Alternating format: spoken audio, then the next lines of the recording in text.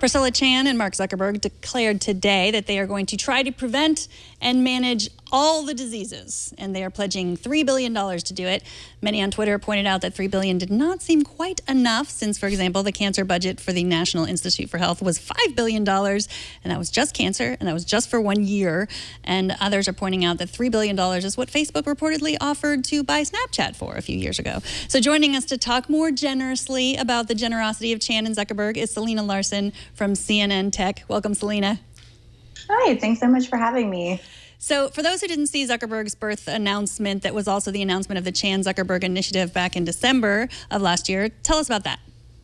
Yeah, so it's pretty much a comprehensive global initiative to really target a lot of these things like public health, education, welfare, on a global scale, not just obviously Facebook is based here in the Bay Area, but it's a global company and it really wants to tackle a lot of these education, human rights issues and provide funding for both profit and nonprofit companies. So what was their timeline that they announced today for managing and preventing all diseases? Preventing or managing. They didn't say they would prevent all diseases, but what was their timeline? So it's by the end of the decade. Essentially, it's really, dovetailed with the birth of their daughter. That was when they made the announcement. And they said that we want all children to be able to have these opportunities. We want our kids to grow up and thrive and bring their families and generations to follow in a very healthy, disease-free, cancer-free world. And so obviously, it's an enormous goal. And it is by the end of the century. And what they did today was they pledged $3 billion over a decade to fund research and fund projects in science that really dig into these biomedical problems and, fund research and scientists developing treatments for some of these issues that are currently plaguing our world today. So the first thing they did was $600 million to a place called Biohub. What can you tell us about Biohub? Yeah, so the Biohub is a Bay Area-based research firm. It's actually a collaboration between the three major universities here in the Bay Area. The Biohub itself is going to be in San Francisco, but it's going to have researchers and scientists and engineers from Stanford, UC Berkeley, as well as SF State. And I do want to mention that during the event today, a number of jokes were made about the successful collaboration between the three universities, as apparently this Bay Area, these Bay Area universities have not necessarily always worked together swimmingly. So it was a huge deal that they are going to be funding research and funding projects from scientists from all three of these programs. I think any help in this regard is good, which is why it's so surprising to me that when somebody comes out, somebody from Zuckerberg's standpoint comes out and offers any of their fortune to something, let alone $3 billion, which is a lot of money, maybe not in comparison with what normally goes to in these directions on a regular basis, let's say, but $3 billion coming from one person's kind of fortune is a considerable amount.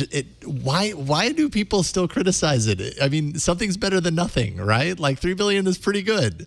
I don't know. Why do you think people are still kind of criticizing this act? You see this all the time, right? So you have Mark Benioff, who's also a tech titan here in the Bay Area, who gives back a lot of philanthropic efforts. You have a lot of the VCs who provide funding. Obviously, the Zuckerberg and Chan have donated a ton of their personal money to a number of different projects, not just through the Chan Zuckerberg initiative. And then, of course, you have like Bill Gates, who was actually on stage today, and the Gates Foundation has done a ton of work in this regard.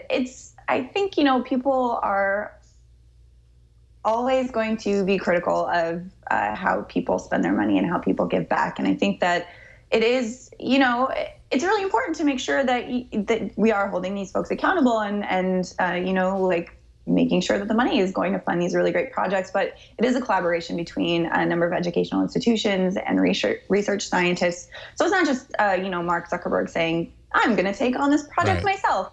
But he's, working with a lot of established groups. Some of the scientists that are leading the project themselves have done a ton of work to advance biomedical sciences, including working with malaria and other diseases. So it's a really big undertaking. And I think, Mark Zuckerberg having the support that he did today and came out, it was very unlike tech event. I've seen Mark Zuckerberg talk a lot at different developer conferences or announcing new Facebook efforts. But today you had Mayor Ed Lee in the audience. You had Lieutenant Governor Gavin Newsom. You had some of the world's top scientists in the audience, cheering on these efforts. And it was really a collaboration. And then, of course, you had Bill Gates, who's probably the most notorious tech philanthropist, come out and put his support behind the initiative and the program. So there's still a lot of questions. It's still up in the air as to what exactly they're going to be funding and what's going to come out of it. But I think it's a very exciting proposal. So, I think part of what people complain about is the way the initiative is set up, right? It's not a nonprofit. Can you explain a little bit about what it is exactly? Yeah, so it's a limited liability company. It's a little bit different. So a lot of, when they first announced, a lot of people criticized the fact that it is a not-for-profit, but it has a different tax structure. And in this way, the Zuckerberg-Chan initiative can also fund for-profit endeavors. So it's not necessarily the typical nonprofit structure, which is the route a lot of people go. I don't want to talk about, tax structure and liability is not necessarily my area of expertise. But the New York Times did a really great explainer about why Mark Zuckerberg decided to structure the company that way instead of going into a nonprofit, which is what most people are familiar with in terms of philanthropic giving. And I absolutely agree with you that, why are people complaining? They're doing good. But I think also what's in some people's mind is in 2010, Zuckerberg gave $100 million to help failing schools in Newark, New Jersey. He worked with Cory Booker, and it was a complete failure because it ended up being that tons of money went to consultants who were getting paid $600 an hour or something. And then the teachers, the actual public school teachers, were being forced to work more hours. They were being forced to work in the summer. And and Zuckerberg he said about that, I don't know if he came out and said he failed, but he admitted that he really, he's from California. He didn't really have business going into, New Jersey schools and saying I am going to help you all because I know exactly how this works, because he didn't know how it works. Right. I think this is slightly different. I think he learned from that experience, but I do think that's why people aren't just yeah, they're giving money, everything's wonderful, because it has to be managed in the right way or it's going to be wasted. So. Mm-hmm. Yeah, definitely. I think, and it's right here in his backyard, right? It's the Bay Area, it's Silicon Valley. So many of the scientists and engineers are, they're from his home area. And it's very much a starting here. I say starting small, $600 million doesn't seem small, but considering it's a partnership with 3 leading universities and they're trying to tackle all of the diseases in the world, they're starting very small. Yeah, and so starting small, that there's a reason behind starting small. People were criticizing that's not enough, but yeah, he has a reason.